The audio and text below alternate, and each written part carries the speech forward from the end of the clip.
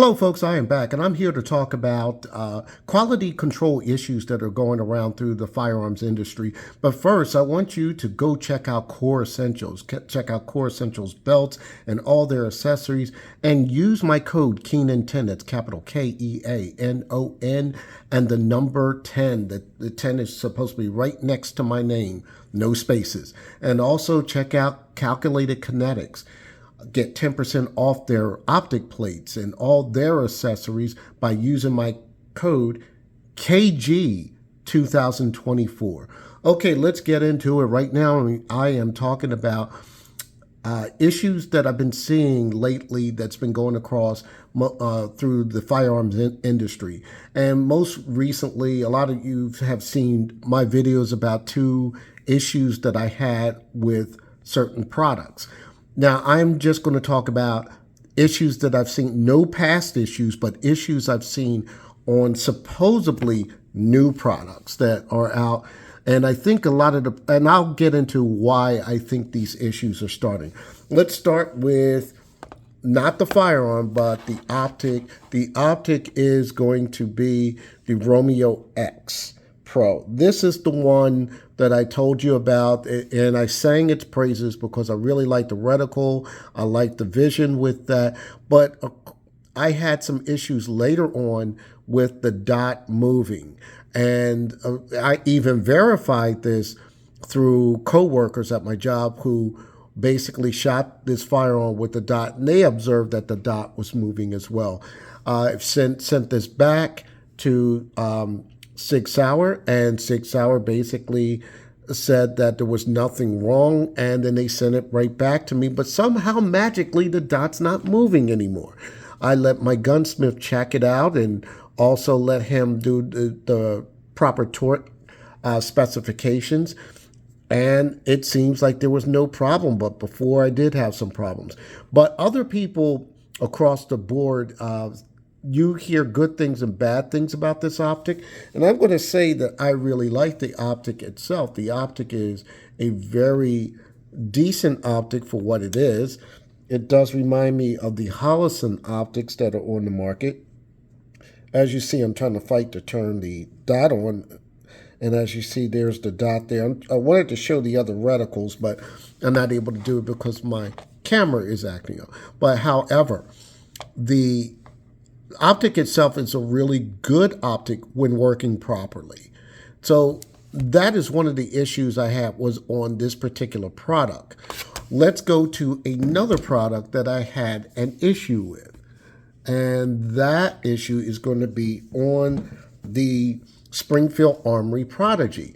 Now, the Springfield Armory Prodigy, we know out the gate it had some issues going on previously. Now, you would think after they had reintroduced this, I think the Prodigy has been in circulation for roughly about, I want to say 3 years now, or 3 years. I think this has been on the market. And some of the issues have not been ironed out. Some of them have been issues with light primer strikes, which I had. Some other functionality. One of the other issues I had, the hammer would not go into, it wouldn't stay locked back after I racked it. That was one of the other issues. So, like I said, you would think since this has been on the market roughly about 3 years that these issues should be ironed out. And it's just sometimes it can be a little bit of a disheartening thing. I want to just mention in both of these cases, on both of these products that I'm talking about, whether it's the Prodigy itself or whether it's going to be the dot itself, I dealt with customer service on both companies, Springfield Armory and also Sig Sauer. Their customer service is great, and they handled the issue. They replaced the firing pin with this and did safety checks to make sure it functioned properly. But there is also another issue that I've found out with another product. This is the TRP. Now, this is my older TRP. It's the full rail. I'm just using this as a demonstration purposes. While I was in the shop, matter of fact, yesterday, one of the guys and I, we were looking at the TRPs, and the problem was with the safety. So I'm just going to cock the hammer back, and I'm going to simulate. Last time I simulated something on the 43X, people thought I was crazy. So this is a simulation.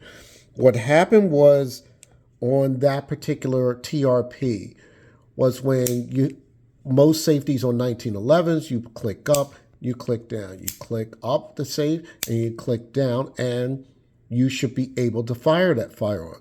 Now, when it's in the up position, the slide will not go back. We all know this. But however, there was a fitment issue that if you can really, really see, not on mine, that this piece right in here was up a little bit higher, right about in that area where my fingernail is. And so when you clicked it down, you were not able to rack the slide back. Now you figure with the safety off, you're able to do this.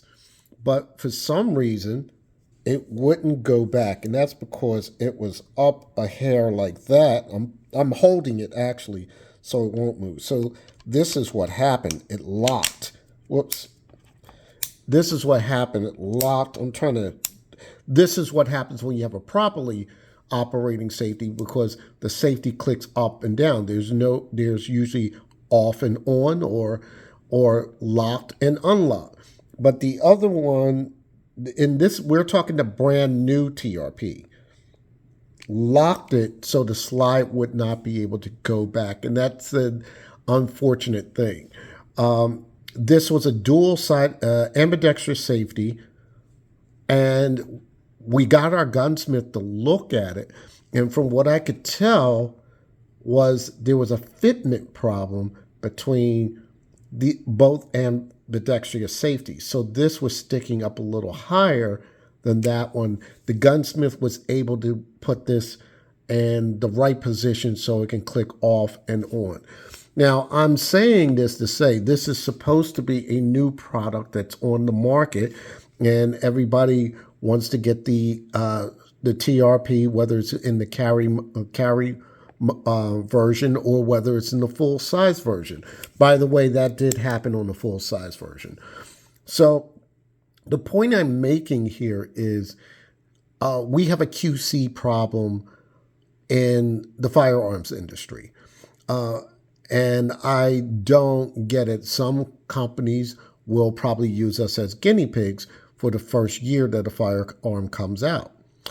I think a lot of times these bigger companies are trying to push out products so fast that there are going to be mistakes in QC.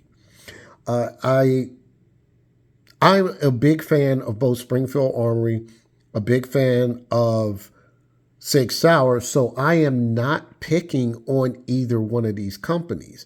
I'm just saying, as a consumer, I am not happy with the quality on certain instances where the firearm is not working properly, or there's some issue, that you have to send the firearm back. I'm happy for customer service. They're very good, but no one wants to lose their firearm after you bought it. In my case with the Prodigy, I got this for my birthday and only got roughly like 53 rounds with it, total within maybe 48 hours. And I was not with this firearm for roughly about a couple weeks or so. So no one wants a product that they have to send back. They spent the money on it, but the money is going out the door, going back to the manufacturer, and then until you get it back. So I want to make this challenge to all firearms manufacturers, particularly American firearms companies that we need to buckle up on our quality control.